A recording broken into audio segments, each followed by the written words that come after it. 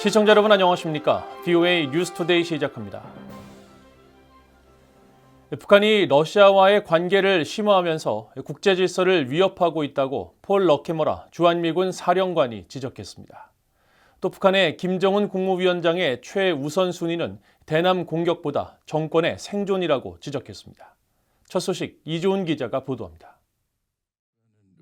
폴 러케메라 주한미군 사령관 겸 한미연합사령관이 20일 미국 하원 군사위원회가 개최한 인도태평양 영내 안보태세 점검을 위한 청문회에 출석했습니다. 러케메라 사령관은 모두 발언을 통해 북한이 러시아의 우크라이나 전쟁을 지원하기 위한 각종 무기를 지원하는 등 러시아와 관계를 심화하며 국제 질서를 위협하고 있다고 지적했습니다. These relationships have allowed the DPRK to circumvent sanctions, build their weapons program, illegally further missile technology, sustain their cybercrime-derived economy, and threaten the international rules-based order. 러케메르 사령관은 다만 북한이 러시아의 무기 제공 대가로 무엇을 받았는지에 대해선 아직 정보를 파악 중이라고 밝혔습니다. 그러면서 북한 김정은 국무위원장의 최우선 순위는 정권 생존이라고 평가했습니다. I think his top and state priority is regime survivability. And he's developing weapons of mass destruction for that. He's looking for sanctions relief. And he's preparing to defend his nation. 북한이 한국을 공격할 것으로 예상되느냐는 질문에는 김정은도 다른 나라들과 마찬가지로 코로나에서 회복하고 있고 현재 동계 훈련 중에 있어 군사 장비를 시험하고 우크라이나 전투를 위한 장비를 제공해 러시아가 일부 장비를 시험하도록 하고 있다고 지적했습니다. 한국 방어와 관련해선 물리적이고 정신적인 준비 태세를 강조했습니다. 특히 한반도 안팎에서 실시하는 양자, 삼자, 다자 훈련을 포함해 28,500명의 주한미군에 계속 투자해야 한다고 밝혔습니다. 청문회에 함께 출석한 존 아퀼리노 인도태평양 사령관도 북러 협력 심화를 우려했습니다. All of the funding that Russia might be putting into North Korea continues to go to their military buildup and not their people and to feed them. So that is a concern. 아퀼리노 사령관은 앞서 제출한 서면 보고에선 북한이 러시아의 탄도미사일 외에도 100만 마리 넘는 포탄과 수많은 미사일을 제공했을 것으로 추정된다고 밝혔습니다. 그러면서 북한은 핵과 탄도미사일 프로그램을 강화하기 위해 러시아의 기술 전문성을 활용하길 원할 것이라고 밝혔습니다. VOA 뉴스 이조은입니다. 북한 영변 핵단지에서 핵탄두 소형화의 필수적인 삼중수소 생산 시설이 가동 중이라는 위성사진 분석 결과가 나왔습니다. 5메가와트 원자로에서도 핵심 공정이 진행 중인 정황이 포착됐는데 북한이 공언한 핵무기 증산 목표와 일치하는 움직임이라는 분석입니다. 단독 보도 함지아 기자가 전합니다. 2022년 1월과 지난해 12월 북한 영변 핵시설 내 동위원소 생산 공장을 촬영한 위성사진 모습입니다. 공장의 특정 구역 지붕에만 눈이 녹은 모습이 확연히 눈에 띕니다. 공장 가동으로 열이 발생해 생긴 현상으로 관측됐는데 지난해 11월과 12월 촬영한 열화상 이미지를 통해서도 확인됐습니다. 국제원자력기구 IAEA 사무차장을 지낸 올리 하이노넨 스팀슨 센터 특별연구원은 이 사진을 제시하면서 지난 2년간 해당 공장에서 핵물질 추출 및 분리 작업에 사용되는 핫셀이 있는 곳에서 지붕 위 눈이 녹은 흔적이 발견된 것은 해당 시설이 가동 중임을 시사한다고 밝혔습니다. 그러면서 해당 공장은 핵탄두 소형화를 위한 삼중수소를 리튬 6 원자로부터 분리하기 위한 시설이라고 지적했습니다. I see them also working now in the place which is called isotope production plant, which is in Yongbyon. People don't talk very much about it, but this is probably the place where they plan to separate tritium from irradiated targets. And the tritium is one of those elements which you can use to trigger or boost a small nuclear device. 삼중수소는 핵 융합 반응에서 중요한 역할을 하는 물질로 이를 사용할 경우 적은 양으로도 플루토늄보다 더 큰 에너지 출력을 달성할 수 있어 작은 핵탄두에서도 높은 폭발력을 유지할 수 있는 것으로 알려졌습니다. 하이노넨 특별연구원은 또 영변 5메가와트 원자로에서 증기가 배출되는 모습이 포착된 것도 삼중수소 관련 정황이라고 분석했습니다. 5메가와트 원자로는 플루토늄 생산 외에도 삼중수소 생산을 위해 리튬6 원자물질을 조사하는 용도로 사용된다며 증기 배출 역시 시설이 가동 중임을 시사하는 단서라는 설명입니다. 그러면서 삼중수소를 활용한 부스트 방식의 핵무기는 일반적인 핵무기에 비해 훨씬 적은 핵분열 물질을 필요로 하는 만큼 이는 핵무기 수의 기하급수적인 증가를 공언한 북한의 발표와도 일치하는 정황이라고 평가했습니다. Then you make your device smaller with this boosting instead of having, like the IAEA talks, 8 kilograms plutonium or maybe Hecker about 4 kilograms.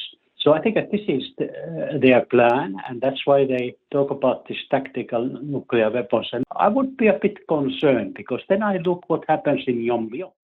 앞서 북한은 지난 19일 초대형 방사포 6발을 발사해 함경북도 길주군 앞바다의 무인도를 명중시켰다며 사진을 공개했습니다. 특히 초대형 방사포가 목표 상공 설정 고도에서 공중 폭발하는 모의 시험도 진행했다고 밝혀 방사포에 소형화된 전술핵 탄두를 탑재한 상황을 가정한 발사 시험을 한 것이라는 전문가들의 분석이 나왔습니다. VOA 뉴스 함지아입니다. 미국 국무부의 우즈라 제야 민간안보 민주주의 인권 담당 차관은 북한은 세계에서 가장 억압적인 권위주의 국가 중 하나이며 불법적인 대량 살상 무기와 탄도미사일 무기 프로그램을 구축하기 위해 자국민을 착취하고 주민의 자원을 전용하고 있다면서 북한의 인권 상황은 개탄스럽다고 비판했습니다. 제야 차관은 20일 국무부 아시아 태평양 미디어 허브가 주최한 온라인 브리핑에서 대북 정책과 관련한 질문에 이같이 말하고 이러한 심각한 북한 인권 상황은 이번 제3차 민주주의 정상회의에서 밝힌 민주주의 진전에 대한 긍정적인 비전과 목적에 매우 대비된다고 말했습니다. 또 미국은 한국 등 국제사회와 계속 협력해 심각한 북한 인권 상황에 대한 인식을 높이고 인권 침해와 유린을 문서화하며 북한의 초국가적 탄압에 대응하고 북한에 대한 정보 캠페인을 강화할 것이라고 말했습니다. 한편 제야 차관은 지난 18일부터 20일까지 미래 세대를 위한 민주주의라는 주제 아래 역동적이고 포용적인 제3차 민주주의 정상회의를 개최한 한국에 찬사를 보낸다고 밝혔습니다. UN 인권이사회 일반 토의에서 북한 주민들의 인권 옹호를 위한 국제사회 책임 규명 노력이 거듭 강조됐습니다. 나다 알나시프 UN 인권 최고대표 사무소 부대표는 20일 UN 인권이사회가 개최한 일반 토의에 앞서 구두보고를 통해 UN 북한인권조사위원회 보고서 발표 10주년이 됐지만 시민사회와 국제사회의 공동 노력에도 불구하고 인권 침해에 대한 처벌이 이루어지지 않는 관행이 계속되고 있다며 이같이 촉구했습니다. 이어 이런 심각한 인권 침해와 국제범죄의 1차적인 책임이 북한 정부에 있지만 해결 징후가 없는 만큼 외부에서 책임을 추궁하는 것이 불가피하다면서 책임 규명은 무엇보다 국제형사재판소 ICC에 회부하거나 취해법권 및 보편적 관할권 원칙에 용인하되 국제기준에 따라 국가 차원의 기소를 통해 이뤄져야 한다고 권고했습니다. 미국의 UN 인권이사회 담당 미셸 테일러 대사도 이날 일반 토의에서 UN COI 이후 10년이 지난 지금도 북한은 광범위한 인권 침해와 학대를 계속하고 있다면서 우리는 북한 정부의 인권을 존중할 것을 촉구하며 모든 국가가 강제 송환 금지 원칙의 의무를 준수할 것을 촉구한다고 밝혔습니다. 또 윤성덕 제네바 주재 한국 대표부 대사는 납북자와 억류자, 미송환 전쟁 국군포로 문제와 관련해 북한의 즉각적인 조치를 촉구하면서 시간이 아무리 오래 걸리더라도 지속적인 공동의 노력이 궁극적으로 진전을 가져올 것이라고 굳게 믿는 만큼 북한 인권 개선에 적극 동참하고 증진해 나가겠다는 한국의 의지는 확고하다고 강조했습니다. 영국 정부가 양자와 다자 채널을 통해 중국이 탈북 난민 강제북송을 중단하도록 노력하고 있다고 밝혔습니다. 영국 외무부는 20일 지난해 지목한 32개 인권 우선국에 관한 갱신 보고서에서 올해 북한이 국경을 부분적으로 개방함에 따라 영국은 수감과 추가 인권 침해 위험에 직면하는 탈북민들에 대한 중국의 강제 송환이 증가할 것으로 예상했다면서 영국은 모든 양자와 다자 채널을 활용해 중국이 탈북 난민들을 북한으로 강제 송환하지 않도록 촉구하는 데 전념하고 있다고 밝혔습니다.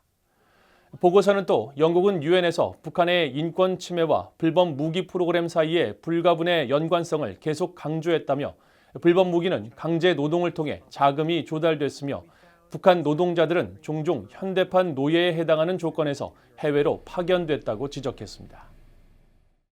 유엔의 제재를 받고 있는 북한 선박이 북한 해역을 벗어나 공해상을 운항 중인 모습이 포착됐습니다. 선박의 위치 정보를 보여주는 마린 트래픽에 따르면 동산 2호는 현지 시각 18일 자정을 넘긴 시각에 중국 산둥성 르자오에서 동쪽으로 약 114km 떨어진 지점에서 신호를 발신한 뒤 사라졌습니다. 당시 동산 2호는 뱃머리를 남서쪽, 즉 중국 방향을 향하고 있었습니다. 앞서 유엔 안보리는 지난 2017년 금수품 운송에 연루된 동산 2호 등 4척의 북한 선박을 제재했으며 이 조치에 따라 각 유엔 회원국이 동산 2호 등에 대한 입항 금지 조치를 취하도록 했습니다. 한편 유엔 안보리의 또 다른 제재 선박인 산마 2호도 현지 시각 21일 일본 대마도와 본토 사이 대한해협에서 신호를 잠깐 발신한 것으로 나타났습니다. 유엔 안보리 대북제재위원회는 지난 2018년 3월 산마 2호를 포함한 선박 27척을 전격 제재했습니다. 지난 1, 2월 북한이 중국에 수출한 가발과 속눈썹 등 인조 모발 제품 거래액이 역대 최대치를 기록하며 올 한 해 북한의 대중 인조 모발 제품 수출액이 사상 최대를 기록할 것으로 보입니다. 20일 VOA가 중국 해관 총소의 북중 무역 자료를 분석한 결과 지난 1, 2월 북한이 중국에 수출한 가발과 속눈썹 등 인조 모발 제품은 4,096만 7천 달러에 달하는 것으로 나타났습니다. 이는 같은 기간 북한의 대중 수출액 6,220만 달러의 66%에 달했고 1,000만 달러였던 지난해 같은 기간과 비교하면 4배로 급증했습니다. 지난 한 해 동안 북한이 중국에 수출한 인조 모발 제품은 1억 6,276만 달러어치로 사상 최대치를 기록했는데 올해는 2달 만에 이미 지난 한 해 수출액의 4분의 1에 해당하는 제품을 수출한 만큼 이런 추세라면 올해는 지난해의 기록을 경신할 것으로 보입니다. 북한은 중국에서 사람의 머리카락과 양모 등 재료를 수입해 가발과 속눈썹 등 인조 모발 제품을 만들어 중국에 되팔고 있으며 중국의 인조 모발 제품의 최대 수출국은 미국으로 북한산 제품이 중국산으로 포장돼 미국으로 유입될 가능성을 배제할 수 없다고 전문가들은 지적했습니다. 이상으로 VOA 뉴스투데이를 모두 마칩니다. 시청해주신 여러분 고맙습니다.